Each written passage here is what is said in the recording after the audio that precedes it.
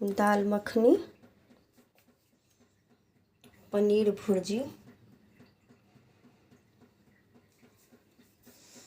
Fried rice and roti, paratha, lachha paratha.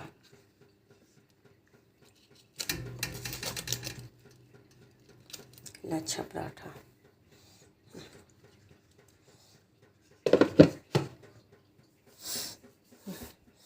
भाई आप लोग बताओ कैसा लगा मेरा खाना।